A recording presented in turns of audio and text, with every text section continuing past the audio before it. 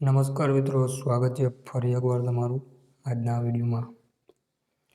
આ વિડીયોમાં વાત કરશું સરકારી નોકરી લેવા માંગતા ઉમેદવારો માટે આવનારા સમયમાં ખૂબ જ મોટી ભરતી આવવાની છે, જેમાં તમે જોઈ શકો છો કોન્સ્ટેબલની 44,000 અને શિક્ષકોની 18,000, ડીવાયએસઓની 732 જગ્યા અને એસટીઆઈની 1,000થી પણ વધુ જગ્યા જે આવવાની છે.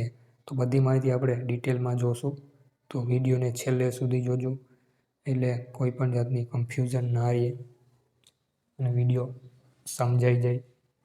તો ચાલો હવે વિડીયો આગળ વધારીએ. એ પહેલાં એક વિડીયોને લાઈક કરી દેજો અને ચેનલ ઉપર નવા હોય તો સબસ્ક્રાઈબ પણ કરી દેજો. તો મિત્રો, તમે જોઈ શકો તો આપણી આગળ એક ન્યૂઝ આર્ટિકલ આવેલું છે, જેમાં વાંચીએ આપણે. ગુજરાત સરકારના 27માંથી 26 વિભાગમાં 20% લઈને 60થી પણ વધારે પદની જગ્યાઓ ખાલી પડેલી છે, જેમાં જોઈએ 1.63 લાખ જેટલી જગ્યાઓ ખાલી છે, જેમાં ડૉક્ટરોની છે 2,000થી વધારે અને પોલીસની છે 44. તો આપણે જોઈ લીધું, પણ વધારે હજી અહીંયા તમે જોઈ શકો છો આ કોષ્ટક ઉપર, જેમાં જગ્યા કોન્સ્ટેબલની પણ બતાવેલ છે, પીએસઆઈની છે, ડીવાયએસપીની છે, આઈજીએસપીની છે, આચાર્યની છે, શિક્ષકોની છે, પ્રોફેસરની છે, ત્યાર પછી સર્જન છે, ફિઝિશિયન છે, ગાયનેકોલોજીસ્ટ છે, પીડિયાટ્રિશિયન છે, સ્ટાફ નર્સ છે, ફાર્માસિસ્ટ છે, ટેકનિશિયન અને જજ છે.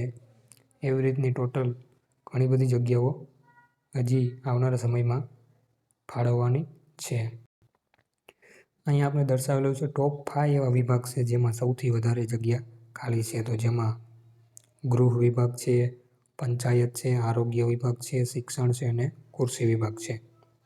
આ જે 5 વિભાગમાં સૌથી વધારે જગ્યાઓ ખાલી પડી રહેલી છે. તો મિત્રો, તમે પણ સરકારી નોકરીની તૈયારી કરતા હોય તો તૈયારી ચાલુ જ રાખજો, અને જો ના કરતા હોય તો તૈયારી ચાલુ કરી દેજો, કેમ કે આ 2026ની અંદર આ બધી ભરતી આવવાની શક્યતા છે જ. એટલે તૈયારી ચાલુ કરી દો આજથી જ.